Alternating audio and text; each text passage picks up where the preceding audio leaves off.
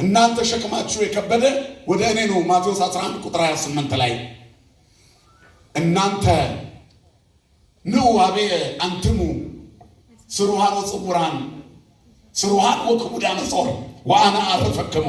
እናንተ ሸክማችሁ የከበደ ወደ እኔ ነው፣ እኔ አሳርፋችኋለሁ።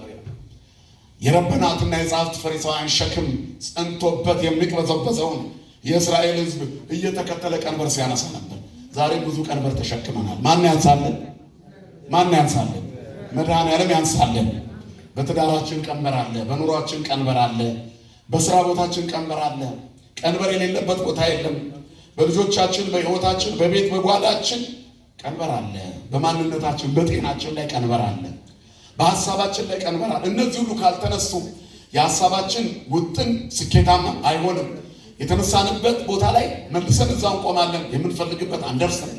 ዘርተን አናበቅልም፣ ነግደን አናተርፍም፣ ሰርተን አይከናወንልንም። እግዚአብሔር ከሌለ ለብቻችን በዚህ ዓለም ላይ አንችልም። እግዚአብሔር ያስፈልገናል። ቀንበር የሚያነሳ መሰናክል የሚያስወግድ የሚሰብር ሚልክያስ 2:17 ላይ እግዚአብሔር ሰባሪ ነው ይላል። ሰባሪ ነው፣ ከፊት እየቀደመ መሰናክሎችን እየሰበረን ያሻገር እግዚአብሔር ብቻ ነው። መድኃኔዓለም ስሙ የተመሰገነ ይሁን። ስለዚህ እቺ ሴት ተሰናክላ ነበር። ለወትሮ እንግዳ ተቀባይ ነበረች። ስለዚህ ጌታ እንደተለመደው ከደቀ መዛሙርቱ ጋር ገባ። ሐማተ ጴጥሮስ ግን አልጋ ላይ በብርቱ ንዳድ ታማ ነበር። እዛ ጋር የነበሩት አስታማሚዎች ስለሷ ለመኑት፣ ስለሷ ነገሩት። ታማለች እኮ አልጋ ላይ ከወደቀች ቆየች፣ አንተ ግን ትችላለህ አሉት። ወዲያውኑ ይላል ንዳዱን ገሰጸው። በሽታው ከነሰንኮፉ ተነቅሎ ከሷ ወጣ። ወተንሥአት ሶቢሃ ወተልእክቶም፣ ወዲያው ተነስታ መላላክ ጀመረች፣ ማገልገል። ወዲያው ተነስታ አገለገለቻቸው ይላል። የተወሰኑ ነጥቦች እዚህ ጋር እናያለን። የመጀመሪያው ጌታ ሲመጣ ከድካም ነው የመጣው፣ ሕዝብ አላስፈለገውም። ሁለተኛው፣ ሶስተኛው አስታማሚዎቹ አማላጅ ነበሩ። አራተኛው የተፈወሰችው ሴት ተነስታ አገለገለቻቸው። እነዚህ ነጥቦች እናይና እጅግ ተወዳጁ አባታችን ብፁዕነታቸው የተነበበውን ወንጌል ከሳምንቱ ትምህርት ጋር በቡራኬ ይሰጡናል። በረከታቸው ይደረብን። ስለዚህ እነዚህ ነጥቦችን ጌታ የመጣው ከምኩራብ ነው። በምኩራብ በርካታ ሕሙማን ነበሩ። አድካሚ ስራን የሰራው አይደክምም እግዚአብሔር። ነገር ግን የሚደክም ስጋ ለብሷል። በባህሪው ድካም የሌለበት እግዚአብሔር ደክሟል። እንቅልፍ የሌለበት አንቀላፍቷል።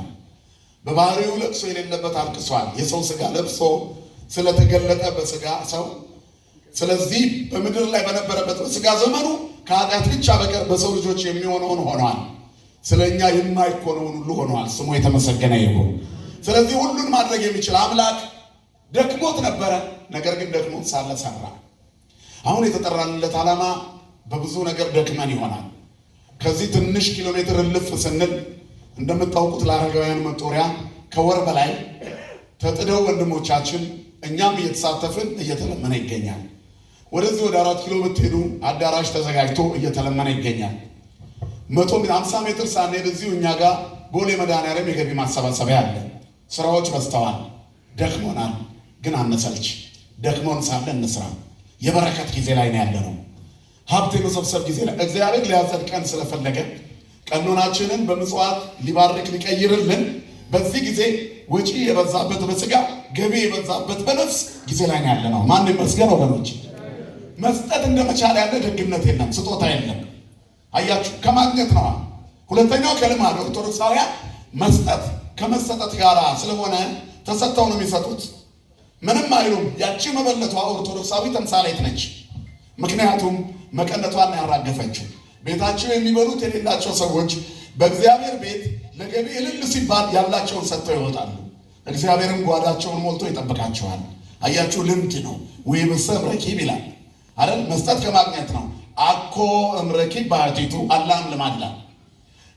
ከማግኘት ብቻም አይደለም ከልማድ ጭምር ነው። ለምን? ደክሞን ሳለ እንሰጣለን፣ ችግሩንም እንሰጣለን፣ ከጉድለታችን እንሰጣለን። አስራት ብቻ አይደለም እናወጣው፣ የአስራት እናወጣለን። ከትርፋቸው የሚሰጡ አሉ። እኛ ግን ከኪሳራችንም እንሰጣለን። ማንን ስለምንተማመን ወገኖች? እግዚአብሔርን እንደምተማመን ያለ በረከት የለም።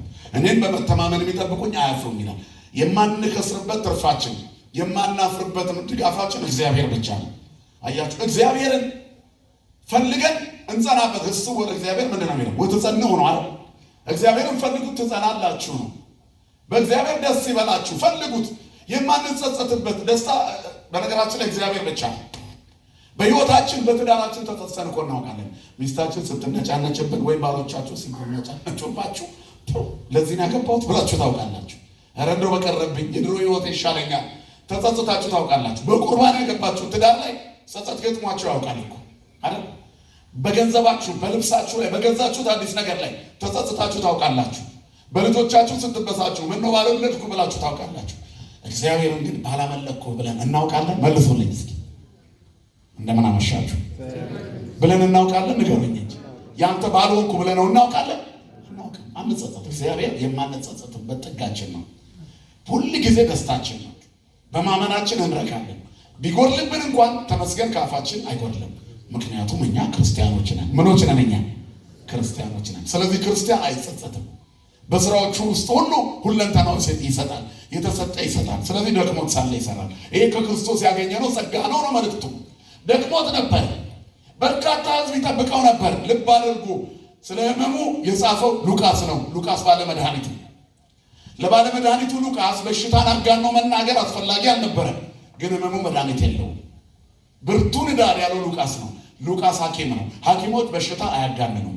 መድኃኒት እጃቸው ላይ እስካለ ድረስ ስሩን ምሰው ቅጠሉን በጥሰው፣ በዚህ ዘመን ያሉት ሰዎች ደግሞ ፕሪስክሪፕሽን ጽፈው ሂድና ውሰድ ይሻላል፣ ተቀባው፣ ዋጠው፣ ጠጣው ብለው ይጽፋሉ። ምክንያቱም ሕመሙ ላይ ደርሶበታል።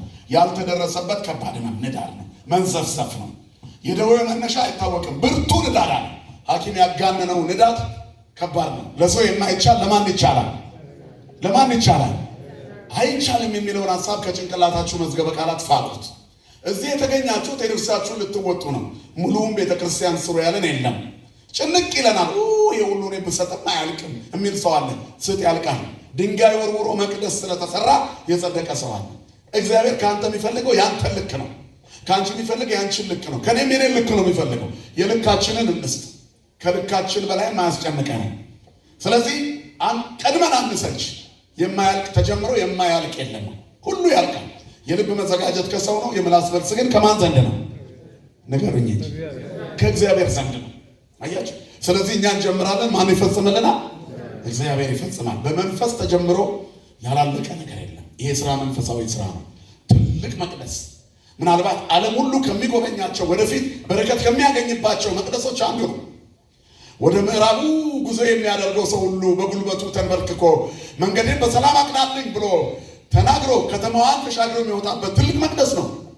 መሰናበቻ እንደገና መስተናገጃ መቅደስ